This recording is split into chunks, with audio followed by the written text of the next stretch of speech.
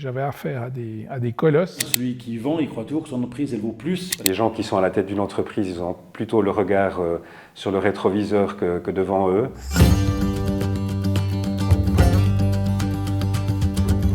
On fondait en 1942, en plein milieu de la Deuxième Guerre mondiale. On fabriquait des capteurs de température, des capteurs de précision. Le marché suisse, au départ, évidemment, est notre premier marché. Et puis ensuite, très rapidement, étant donné que la Suisse est petite, il a fallu commencer à exporter. Le statut de PME a ses avantages, mais il a aussi ses difficultés. Il y a beaucoup de gros acteurs qui, avec la mondialisation, sont rentrés en jeu. J'avais affaire à des colosses. Donc en fait, la question s'est vite posée, est-ce qu'on s'associe avec d'autres entreprises? Est-ce qu'on fait des fusions plutôt? Ou est-ce qu'on recherche un repreneur? En fait, il y a un grand groupe américain qui lui-même a été racheté par une société cotée en bourse à Tokyo. L'entreprise Rueger, basée à Crissier, dans le canton de Vaud, passe en main américaine. Ensuite, effectivement, une négociation assez particulière parce qu'on devait négocier tout l'opérationnel avec les Américains.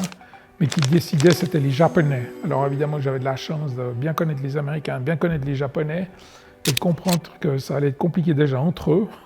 Donc cette négociation, plutôt que de durer 6 mois, elle a bien duré 18 mois.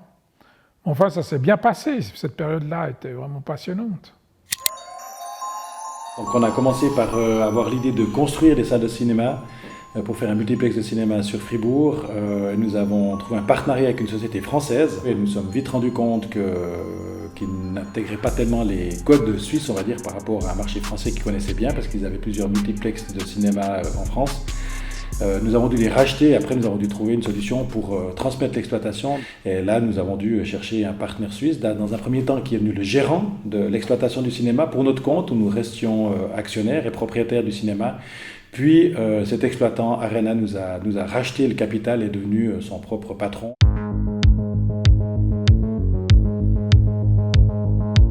Le conseil d'administration a beaucoup aidé parce que c'était effectivement une entité externe où on a beaucoup parlé de l'avenir, de ce que deviendrait cette entreprise si à un moment donné il n'y a pas du sang neuf qui arrive. Et les tiers, qui sont des sparring partners avec qui on peut discuter, arrivent à être froids dans le regard.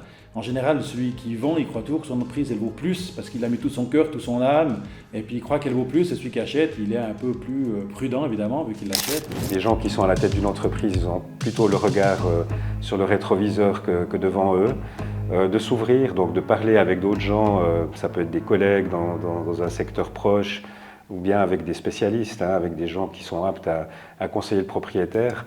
Jamais oublier qu'en même temps, vous devez continuer de faire fonctionner l'entreprise.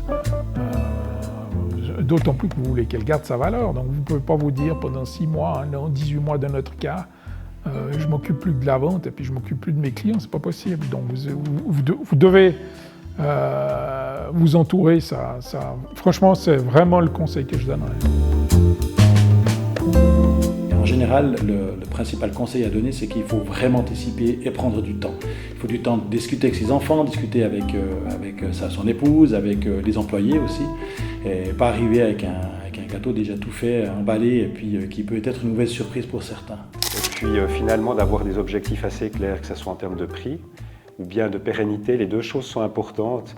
Le propriétaire, il aimerait le meilleur des deux mondes, un bon prix et puis la pérennité de la société. Des fois, les deux choses ne sont pas tout à fait conciliables parce qu'on obtient un bon prix en vendant par exemple à un groupe concurrent qui va peut-être, après quelques années, fermer la société pour profiter d'économies d'échelle. Donc la pérennité, elle est peut-être à risque dans certaines situations. Le temps. Le temps.